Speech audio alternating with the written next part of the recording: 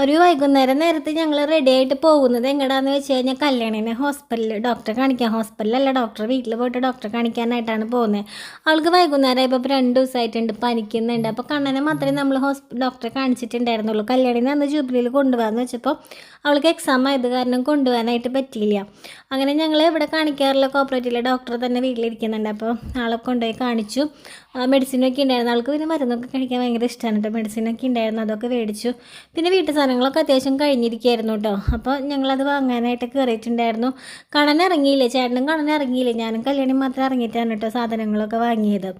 അതങ്ങനെ വാങ്ങി അങ്ങനെ കാറിലിട്ട് ഇങ്ങനെ കൊണ്ടുവന്നു.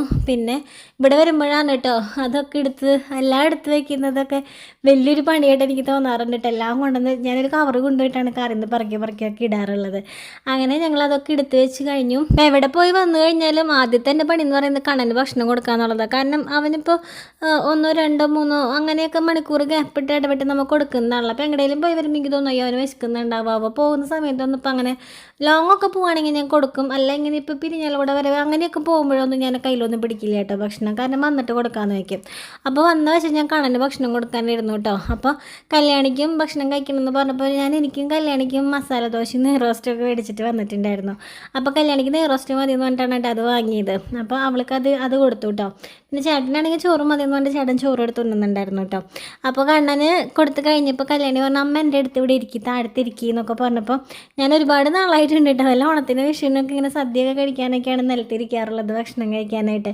ഞാൻ കുറേ നാളായിട്ടുണ്ട് നിലത്തിരുന്ന് ഭക്ഷണം കഴിച്ചിട്ട്. അപ്പം ഞാനിങ്ങനെ കല്യാണിയുടെ കൂടെ അവിടെ താഴെ ഇരുന്നു കേട്ടോ മസാല ദോശയൊക്കെ കഴിക്കാനായിട്ട്. അപ്പോൾ കണ്ണൻ റൂമിൽ കിടന്ന് ഇങ്ങനെ നോക്കാം. അവൻ്റെ എല്ലാ കാര്യങ്ങളും കഴിച്ച് അവനവിടെ കൊണ്ടുവന്ന് കിടത്തിയേക്കായിരുന്നു. ഇനി രണ്ടാൾക്ക് നെബിലൈസ് ചെയ്യാന്നുള്ളതും കൂടെ മാത്രമേ ഉള്ളൂ.